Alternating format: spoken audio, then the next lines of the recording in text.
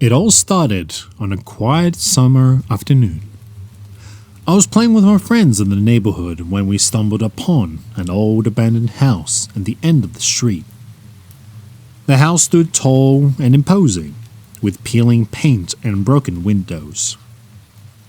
We were all curious and decided to explore it, despite the no trespassing sign on the front door. As we stepped inside, a chill ran down my spine. The air was musty and thick, and I could feel a sense of unease wash over me. My friend seemed unfazed and continued to explore, but I couldn't shake off the feeling that we were being watched. We made our way through the decrepit living room, with old furniture covered in sheets and cobwebs.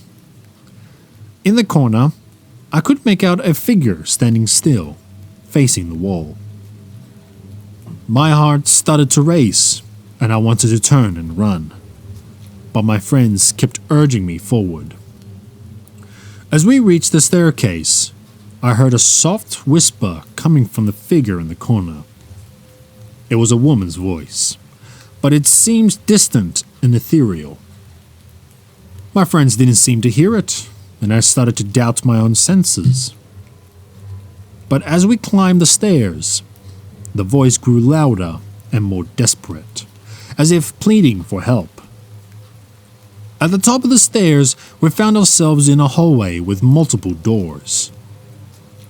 We cautiously opened the first one and found ourselves in a room with a crib in the corner. The atmosphere in the room was heavy, and I couldn't shake off the feeling that something terrible had happened here. We quickly moved on the next room, which was much darker than the first. As we stepped inside, the door slammed shut behind us, trapping us inside. Panic started to set in, and my friends and I frantically tried to open the door, but it wouldn't budge. Suddenly, we heard the same whispered voice from earlier, but this time, it was right beside us. I turned around to see a woman hovering behind us. Her skin was ashen and translucent, and her eyes were dark and hollow. I reached out a hand towards me, and I could feel the coldness seeping through my body. I screamed, and suddenly the door flung open. We ran out of the room, down the stairs, and out of the front door, not stopping until we were far away from the house. My friends and I never spoke about that day again, but it stayed with me, haunting my dreams for years to come. As I grew older, I became more curious about the abandoned house and the ghostly figure we encountered. I did some research and found out that the woman we saw, named Sarah, and she had lived in the house with her husband and young daughter. One day, her husband returned from a business trip to find Sarah and the daughter brutally murdered in the upstairs bedroom. It was believed that Sarah's husband was responsible, but he had fled the country and was never found. From that day on, Sarah's spirit was said to be haunting the house, desperate for someone to help her find peace. As I read about her tragic story, I couldn't help but feel an unease of guilt and sorrow for not being able to help her that day. Years went by, and I eventually moved away from the neighborhood. But every now and then, I would think about Sarah and the abandoned home. One summer, I decided to go back and see the house one last time before it was demolished. As I approached the house, I could feel a sense of unease creeping up on me. The house looked even more deteriorated than before, and I wondered if Sarah's spirit was still trapped inside, searching for closure. Hesitantly, I stepped inside, feeling an unease of familiarity and dread. As I made my way to the staircase, I heard the same whispered voice calling up to me. This time, I felt a pull towards it, as if Sarah was trying to communicate with me. I followed their voice to the room where we first encountered her. The crib was still here, covered in dust. And then I saw her. Sarah stood in front of me, her eyes filled with sadness and longing. She reached out a hand towards me once again, and this time, I didn't scream or run away. I listened as she told me her story and how she was trapped in the house, unable to move on the afterlife. I could feel her pain and sorrow, and I knew I had to help her find peace. I gathered my courage and went to our local authorities, telling them everything I knew about Sarah's tragic history. With their help, Sarah's spirit was finally put to rest, and the house was demolished. As I watched the house crumble to the ground, I felt a sense of closure and peace. Sarah's spirit was finally at peace, and I knew she was grateful for my help. From that day on, I never saw or heard from Sarah's ghost again, but I knew her story would stay with me forever. To this day, I still wonder if Sarah's ghost will ever haunt anyone else who sets foot in that abandoned house. And although it was a terrifying experience, I am grateful for encountering her, as it taught me the power of compassion and the importance of helping those in need, even in the afterlife. It was a dark and stormy night, the kind that made the hairs on the back of your neck stand on end. I was alone in my house, curled up on the couch with a book, trying to distract myself from the howling wind and pouring rain outside. But as I turned the page, I heard a creaking noise coming from upstairs. I brushed it off as the old house settling, but then I heard it again, louder this time. Slowly, I got up and made my way to the stairs, my heart pounding in my chest. I reached the top of the stairs and peered into the dark hallway, but I couldn't see anything out of the ordinary. Just as I was about to turn back, I felt a sudden chill run down my spine, and the hair on my arms stood up. Without a warning, a figure appeared at the end of the hall, a ghostly figure dressed in tattered clothes, its eyes glowing with an otherworldly light. I froze in fear, unable to move as the ghost slowly floated towards me, its hand outstretched, beckoning me to follow. I couldn't believe what I was seeing. It all felt so real. And then it spoke. "Come with me," the ghost whispered. Its voice echoes in an empty hallway. I tried to scream, but no sound came out. My legs moved on their own, my body compelled to follow the ghost. As we passed through the halls, I could see the once familiar rooms of my house transform into something dark and sinister.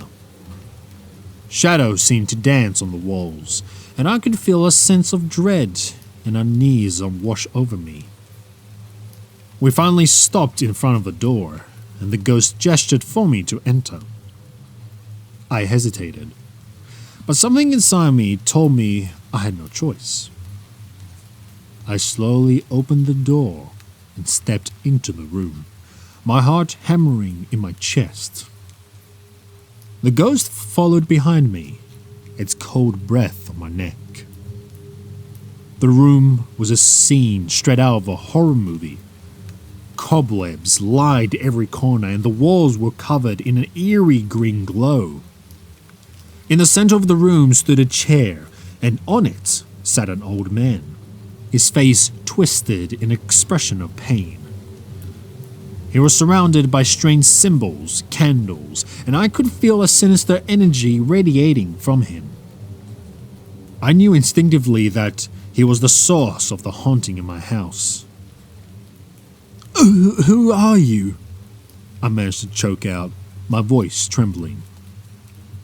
The ghostly figure behind me began to hover towards the old man, and suddenly its form became more solid. Its face changed to a young woman, her eyes filled with sorrow. "I am Sarah, and this is my father, Robert," she said, her voice laced with pain. Sarah then proceeded to tell her story. She and her father had lived in this house many years ago, but they were wrongfully accused of witchcraft and were burned at the stake. Ever since then, the spirits had been trapped in this house, unable to move on. "He wants revenge on the people who wronged us, and he wants you to help us," Sarah said, her eyes pleading. My heart filled with compassion for the spirits, and I knew I had to help them. The old man, Robert, had been seeking revenge for years, and I was the only one who could help him. "What do I need to do?" I asked, my voice shaking. Sarah led me to a hidden room in the house, where she showed me a black book filled with ancient symbols. She explained that this book contained a powerful spell that could break the curse and free the spirits. All I needed to do was read the spell out loud. But as I began to read the spell, the room grew colder, and the candles flickered ominously. I could feel a dark presence filling the room, and I knew I had to finish the spell quickly. Just as I was about to read the last word, the book suddenly ripped from my hands, and the ghost of Robert appeared before me, his eyes blazing with anger. "You dare to try and break my curse? You would never leave this house alive!" he shouted, his voice echoing through the room. I could feel his icy grip on my throat, choking the life out of me. But then, I remembered something I had read in the book. A talisman that could banish evil spirits. With all my might, I reached into my pocket and pulled out the talisman, holding it up to Robert. He let out a blood-curdling scream as he vanished from the mortal realm. The house fell quiet, the darkness and eerie green glow dissipating. Sarah appeared before me, her form now fully solid. "Thank you," she said with tears in her eyes. "We can finally rest in peace." And with that, the spirits were gone, leaving me alone in now the peaceful house. As I made my way back to the room, I couldn't help but think about what just happened. It all seemed so real, and I couldn't believe I had just helped two spirits cross over to the other side. From that day on, the house was free from its haunting, and I never experienced anything out of the ordinary again. But deep down, I knew that the spirits will always hold a special place in my heart. And though it was the scariest experience of my life, I knew I'd never forget the night I befriended a ghost. It was dark and stormy night. I was alone in my small old house, trying to finish my homework before the deadline. The wind howled outside, and the rain continuously pounded against my windows.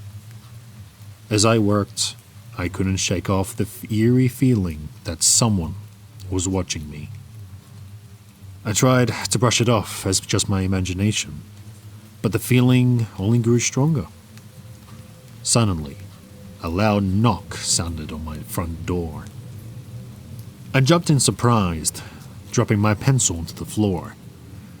Who could be out in the night like this?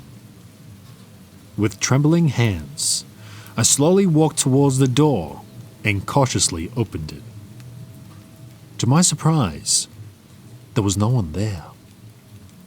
The street was deserted, and no one could be seen in the distance.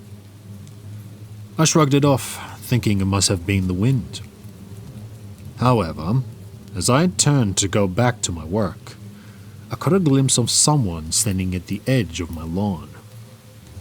It was a woman in a long, white dress, her hair blowing wildly in the wind. But her face was a pale white with dark circles around her eyes. I couldn't see her features clearly, but the sight made me shiver. I closed the door quickly, trying to convince myself that it was just my tired mind playing tricks on me. But as I backed down to continue my work, I could feel her presence in the room. The temperature dropped suddenly, and the air felt thick with a mysterious energy. I felt my heart pounding in my chest as I turned around to see the woman standing right in front of me. I let out a scream and jumped out of my chair, my books and papers scattering on the floor. The woman just stood there, her eyes fixed on me. I could see now that her eyes were a piercing blue, and they had seemed to be filled with sorrow and longing. I was frozen in fear, unable to move or speak. I don't know how long we stood there, her and I, but eventually she started to fade away, disappearing into the thin air. I let out a shaky breath, trying to convince myself that what I just saw was just a hallucination. But deep down, I knew that it was something more. With trembling hands, I gathered my things and rushed upstairs to my room. I locked the door behind me, feeling safer in the confines of my room. I sat on my bed, my mind racing with questions. Who was that woman? Why was she in my house? And most importantly, how did she disappear like that? As the night went on, I tried to distract myself with my homework and reading. But every so often, I would hear a faint whisper or catch a glimpse of white dress out of the corner of my eye. I couldn't shake off the feeling that the woman was just still in my house, haunting me. The next morning, I woke up to find my room in disarray. My bookshelves had fallen over, my clothes were scattered on the floor. I tried to convince myself that it was just a nightmare, but the events of the night kept replaying in my mind. I couldn't deny it any longer. My house was haunted by a ghost. I decided to do some research and find out more about my ghostly visitor. I found out that her name was Emily, and she used to live in my house with her husband, who was a soldier. He went off to war, and Emily was left alone to take care of their home. However, he never returned, and Emily was devastated. She spent the rest of her days waiting for him to come back, but he never did. Eventually, she died of a broken heart. I also discovered that numerous families had lived in my house after Emily's death, but they all left after experiencing strange occurrences. Some would hear Emily's cries at night, while others saw her wandering around the house. I couldn't believe that I'd been living in a haunted house all this time, and I never knew it. I started to seek help from a paranormal investigator, hoping that they could help me communicate with Emily and find out why she was still lingering in my home. As we conducted an investigation, we were able to communicate with Emily through a Ouija board. She told us that she was waiting for her husband to return, and she believed that I was him. I was shocked and saddened by her story, and I promised her that I would find her husband's resting place and reunite them. With Emily's permission, we performed a cleansing ritual to lay her spirit to rest. After that, the strange occurrences in my house stopped, and I could finally sleep peacefully at night. Looking back, I couldn't help but wonder if Emily's husband ever returned to their home. I like to think that they were reunited in the afterlife, finally at peace. I also can't help but feel grateful to have had the opportunity to help Emily find closure and move on. But the memory of that stormy night and the encounter with a ghost will always stay with me. Now I know that sometimes the things we can't see can be the most terrifying. As I stood in the front of an abandoned mansion, my heart was racing with both fear and curiosity. The old Victorian house had always sparked my imagination, with its decaying walls and boarded-up windows, but I never dared to venture inside. However, on this Halloween, I couldn't resist the urge to finally explore the place that had been the talk of the town for years. Nervously, I pushed open the creaky gate and made my way up the overgrown path to the front door. The rusty hinges let out an eerie screech as I pushed the door open, and I could feel the chill run down my spine. The interior was just as I had imagined, covered in dust, with broken furniture and cobwebs everywhere.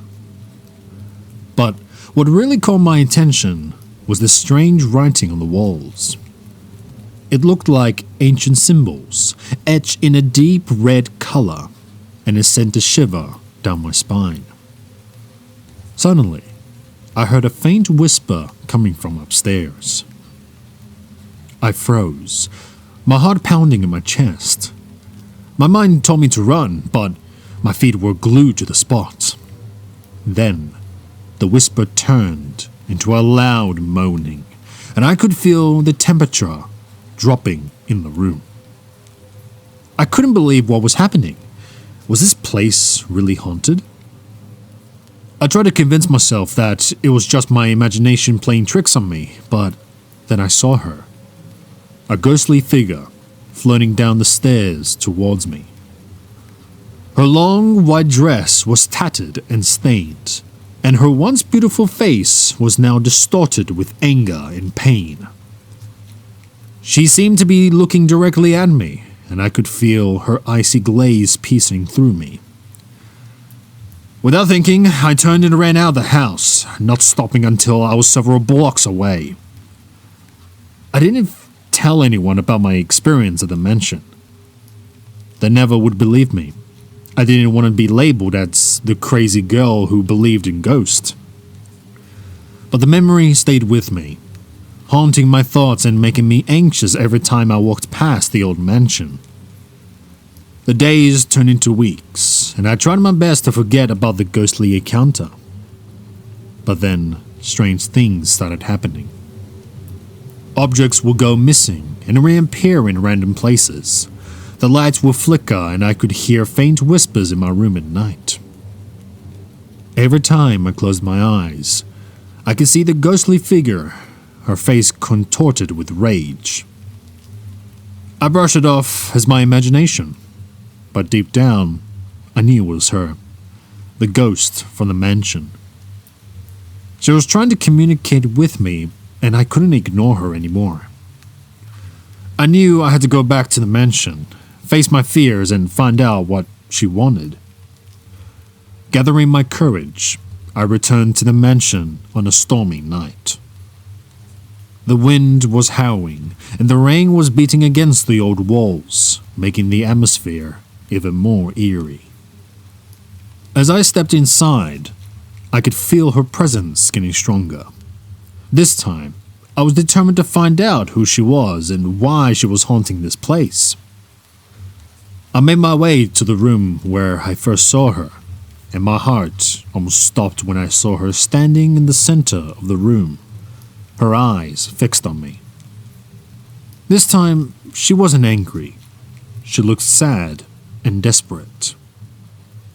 "I have been trying to reach out to you," she said in a hollow voice. "Please, you have to help me. I have been stuck in this house for years, unable to move on to the afterlife. I need your help to break the curse that had trapped me here. I was speechless, and wasn't sure if I should believe her. But something about her pleading eyes made me want to help her. She told me that she was a woman who had lived in this house in the 1800s. Her name was Amelia, and she had engaged to a man named Theodore. But on the wedding day, Theodore never showed up, and Amelia was left heartbroken. Rumor had it that Theodore's family had cursed the house, and anyone who entered it would have been trapped inside forever. Amelia's spirit had been trapped in the house for over a century, and she couldn't move on until the curse was broken. She begged me to find a way to lift the curse and set her free. I was determined to help her, and I spent countless hours researching and trying to find a way to break the curse. Finally, I came across an ancient ritual that could potentially lift the curse. It involved finding the object that held the most sentimental value to the cursed individual and burning it. With Amelia's guidance, I searched the mansion and finally found Theodore's pocket watch hidden in a secret compartment in the walls. We burned it together, and as the flames consumed the watch, I could feel the weight lifted off my shoulders. The curse was broken, and Amelia's spirit was finally freed. With a smile, she thanked me and disappeared into the light, finally at peace after all these years. The mansion was now just a house, no longer haunted, and the townspeople were relieved that they could finally put the rumors to rest. As I walked out of the mansion, I felt a sense of fulfillment and closure. I had helped a lost soul find peace and moved past my own fears. The mansion that once had terrifying secrets and haunting presence was just now another abandoned building. But for me, it would always hold a special place in my heart. The place where I helped a ghost find peace and finally put the rumors to rest.